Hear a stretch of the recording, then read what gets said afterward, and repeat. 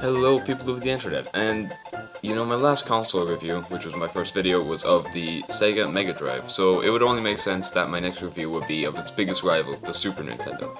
I have a lot of positive things to say about the system, but that mainly comes down to its games, and I'm not going to do the games first. As you know, I'm going to do the hardware first.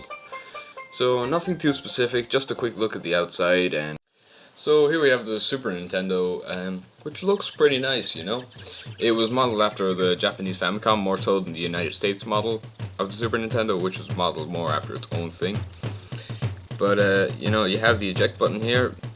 Consoles or cartridges won't come out unless you hit the eject button, which is pretty pointless, I think. I mean, like, they didn't have that feature on any other console, so I don't understand why it's here, but that's a very minor complaint.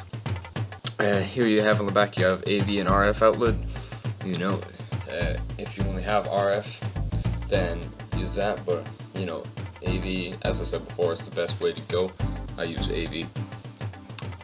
You have the controller port here, and I'm going to get onto the controller really soon because it's one of the things I most love about the console. So here is the controller, which was pretty revolutionary with having 4 face buttons, which is pretty standard for most consoles today.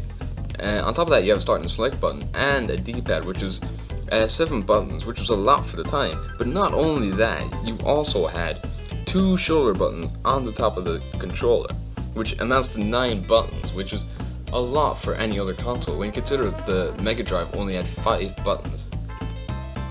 So, and other than that, the ergonomics are really nice. The design is very round. It's designed to fit in your hand extremely well, and overall, I just love that controller so much. And here we have a cartridge, which is the only downside in terms of design.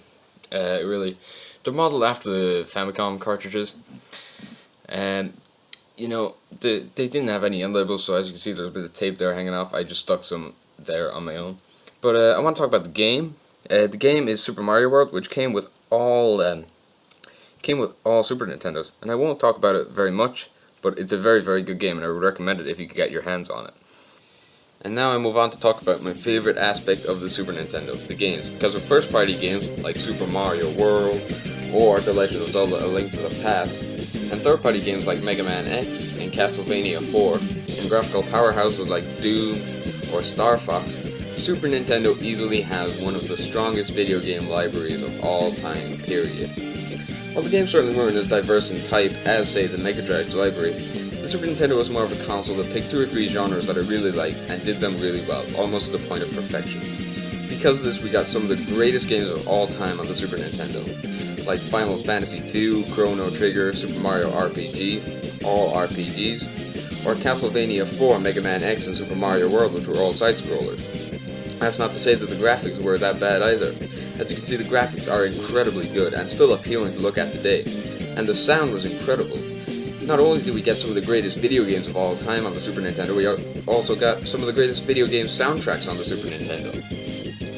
The extra buttons on the controller really helped, and the controller in general was just a big step up for gaming. Because of the extra buttons, it allowed for extra functions that couldn't be done on any other console at the time. The L and R buttons lended themselves to more directional moving. The face buttons allowed for more arcade-style gameplay. It was simply perfect. There are no words that can describe how good the Super Nintendo's video game library was. And in conclusion, it's excellent. I won't say which I prefer better, the Super Nintendo or the Mega Drive, but they are both excellent systems. The Super Nintendo has just this charm to it. It's Nintendo at its best. If anyone ever says to you that Nintendo were never great, you just show them the Super Nintendo and show them exactly how good Nintendo could be. And while things aren't exactly going great for Nintendo nowadays, they certainly can reach these heights. They're more than capable of it. And with the Nintendo NX on the horizon, who's to say that it can't emulate what the Super Nintendo did so well? With excellent games, perfect hardware, and pretty much everything a system could have go right for it. I just love this console to death. And I hope you do too. And if you do, and if you love other retro consoles to death, please subscribe. I've been the man with a plan. Thank you for watching my videos.